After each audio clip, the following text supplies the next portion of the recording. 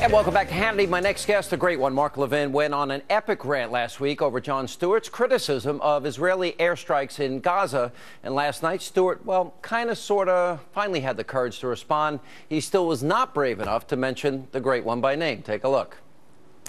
We'll start tonight in the Middle East, where Israel... What? Israel isn't supposed to defend itself? Oh, yeah, if Mexico bombed Texas, will we exercise restraint? What other countries held to the same standard as Israel? People that want to destroy her terrorists? What is the matter with you? It's the only democracy in the Middle East, you turd! Self-hating Jew?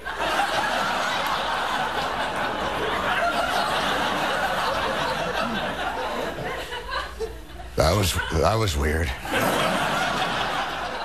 Here with reaction, the man himself, the great one, Mark Levin, nationally syndicated radio host. You know, look, I understand he's a comedian, but there's a part you really went off on him hard. Very few people in the media, Mark, are willing to do that. Why? First of all, that looked like MSNBC there for a minute. I'll tell you why. Because he's held up as this really smart guy. He's held up as a brilliant comedian. He's not a smart guy. He's got 10 writers. He's a clown. 10, he's got 30. In that particular segment, I don't watch him, but I watch this. Well, I watched this segment on the internet, and the disinformation and the propaganda he was putting out in the form of jokes was outrageous. And I would just tell Mr. Stewart that it really doesn't take a lot of courage to criticize Israel and trash Israel. It's done all the time. It's done by Israel's quote-unquote neighbors. It's done in Europe right now, where Jewish stores and so forth are being burned down and there's riots. It's done in Boston and New York, where the police have had to come out and protect pro-Israeli rallies and so forth. So you're not really a tough guy. You're not really cutting edge.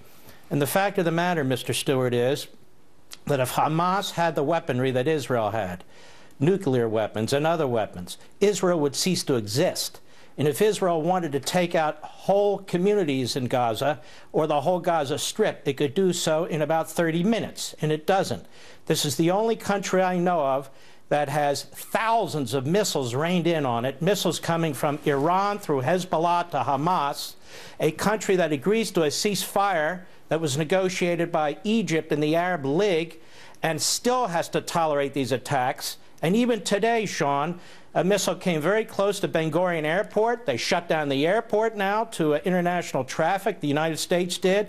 So now Israel's isolated in that way. Can you imagine? The Gaza Strip is relatively distant from Ben Gurion Airport. The West Bank is very close. So what this demonstrates is Israel must never demilitarize or give up the West Bank, because it will lose all control over its security. So I thought Jon Stewart, I don't think he's funny. I don't think he's smart. How can he be? 10, 30 writers. But I thought this particular segment was really putrid. There is a serious side to all of this, and that is, I think the world is missing some moral clarity here. And by that I mean, you're right, anti-Semitism in Europe. Anti-Semitism is now, you know, we're seeing signs of it here in the U.S., New York, Boston. We saw signs of it in Canada earlier today. And yet John Kerry and others are expecting Israel, when you have 1,600 rockets fired into Israeli cities, what do they expect them to do? I mean, what if one rocket were fired into one town or one city or one state here in the U.S.? I know what I'd expect our president to do: take out whoever was responsible. I don't understand why this is not a morally clear issue for everybody. Well, it is morally clear. That's why those who now pretend there's a moral equivalency or moral relativism are absolute fools and are to be ignored, are to be shamed.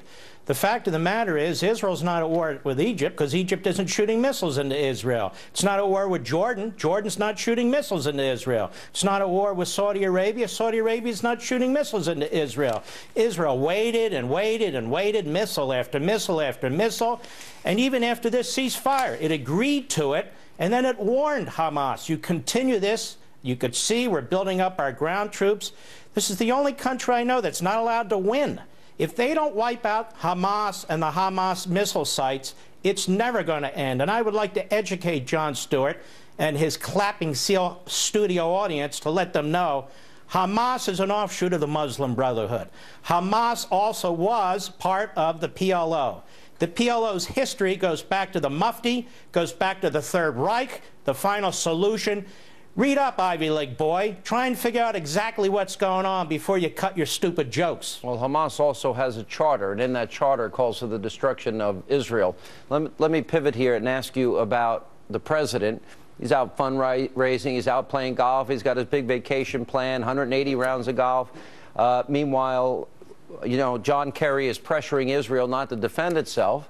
The president gives lip service to it, and then as it relates to Russia and the Ukraine, seems like the president's unwilling to really take a strong stand, knowing that, in fact, those Buk missiles came from Russia. Those technicians also came from Russia that fired at that commercial jetliner. Look, everybody knows, particularly our enemies and allies abroad, what a weak president this is. This president can't seem to concentrate on his responsibilities.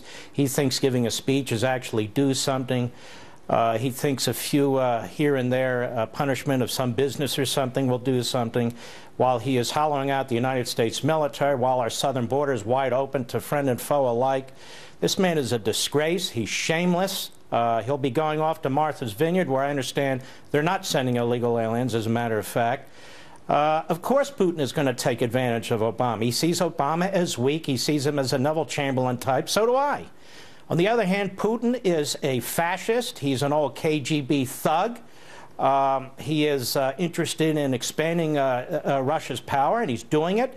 And he's not alone. Our enemies in the Middle East, you see the caliphate forming there. You see Red China taking over more and more of the South Sea, where the Philippines, Japan, and even Vietnam are asking us for help. When our enemies see weakness, they move. And when our allies see weakness, they fear what's going on in the world. These are very, very perilous times with an ideological, incompetent, unfocused president. All right, Mark Levin, the great one, syndicated nationally. Thanks for being with us. Appreciate it.